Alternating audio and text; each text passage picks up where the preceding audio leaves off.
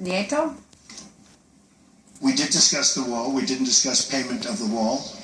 That'll be for a later date. This was a very preliminary meeting. I think it was an excellent meeting. And I think we're very well on our way. A lot of the things I said are very strong, but we have to be strong. We have to say what's happening. There is crime, as you know. There's a lot of crime and there's a lot of problems. But I think together we'll solve those problems. I really believe that the president and I will solve those problems. We will get them solved. Illegal immigration is a problem for Mexico as well as for us. Drugs are a tremendous problem for Mexico as well as us. I mean, it's not a one-way street. And we will work together and we will get those problems solved. And just minutes before we went to air, the president of Mexico tweeted this. We have translated it into English. At the beginning of the conversation with Donald Trump, I made clear that Mexico will not pay for the wall. RNC Director of Hispanic Communications, Helen Aguirre-Ferre, goes on the record. Helen, nice to see you. Nice to see you too, Greta.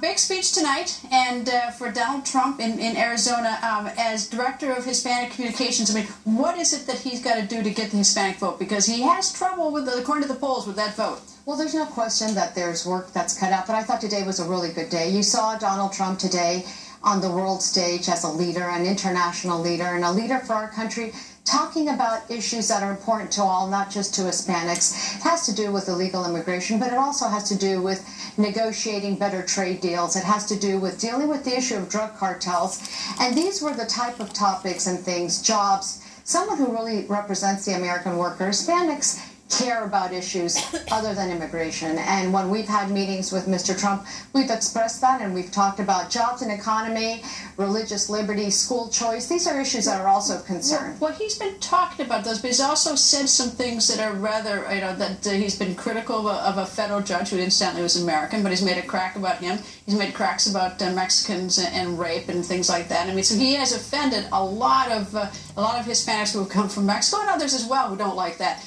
How does he reach those? Because I mean, the polls don't show he's reaching Hispanics. Well, I think he started this conversation a few weeks ago, and we heard him say that he really regrets making statements that were hurtful, and he acknowledges that.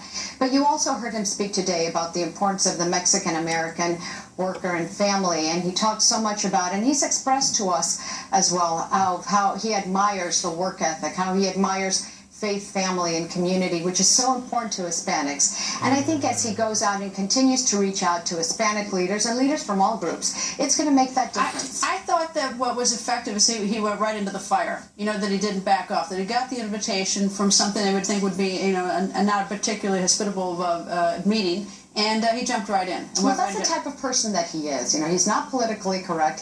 He's not going to follow, the traditional path of how to do an election. Hillary Clinton's probably still talking to her advisors as to whether to accept the invitation from President Peña Nieto or not. And Donald Trump does what he does well, which is move with instinct, he works with intellect, and he saw an opportunity and he took it. All right, we're going to hear about 11,000 people, or 11 million people being deported tonight, or what? What is he going to say about that? That's another hot issue. Tonight we're going to hear about deterrence of illegal immigration, and that's absolutely important. And before you can do anything else, you're going to have to work with deterring illegal immigration. Deportation? Deportation for those who are violent criminals, absolutely. And those who are not, who are here raising families, but for the fact that they're here illegally, that they're not violating any other laws, what about those? We'll find out in a couple of hours. All right, I guess we will. Indeed we will. Helen, thank you very much. Thank you. And with new evidence tonight in the Hillary Clinton email saga, documents show Clinton sent classified information over her private email server after she left the State Department. Fox News Chief Intelligence Correspondent Catherine Herridge is here. Catherine, how does this happen after she left? Okay, let me walk you through the email. The email is from 2013, and it was sent 4 months after she left the State Department. And she sent it back to some of her former colleagues, and they're discussing a foreign policy deal that was done during her time at the State Department. And if we can just take a look at the email right now, you'll see that a lot of sections have big white boxes on them, and they have that code B1, which is for classified information at that time. And the RNC argues that this is another breach, but the State Department says that this information was classified after the fact. All right, so she says it wasn't classified when she sent it, I presume, That's right? right. Okay. Why was she, were the three she sent it to, were they still employed at the State Department? Yes. All three of them were still there. Cheryl Mills, Huma. No, and Cheryl was not there. Huma Abedin was not there, but she sent it to longtime State Department Burns. employees. So the other two were not, though. I mean, they're out of the State Department. They're long-term. It doesn't really matter. Well, but so why is she even sending it? I mean, it would be like me sending a CNN email, and I've been at CNN for 15 years. You know, one of the themes that you see when you read these emails, and I say this in as neutral a way as possible, is that they treated this information like gossip. And it was about what? What was the topic? This was about a foreign policy deal that had been done during their time as she was secretary. What? A deal about what? It was about the UAE and also Dubai. It had to do with reactors in South Korea. That's not like gossip, like. No, but they treated this information like gossip. Well, it seems like wait a second. Let's get to the important point here.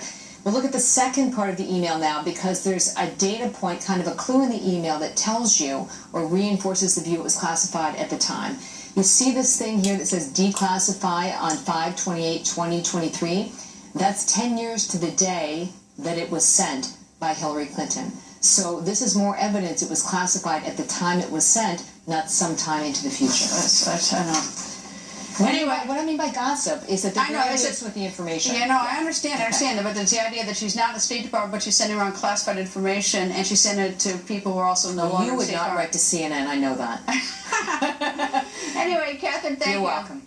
Stay with On the Record and Fox News all night long, because Donald Trump is getting ready to speak in Phoenix, Arizona. Don't miss it.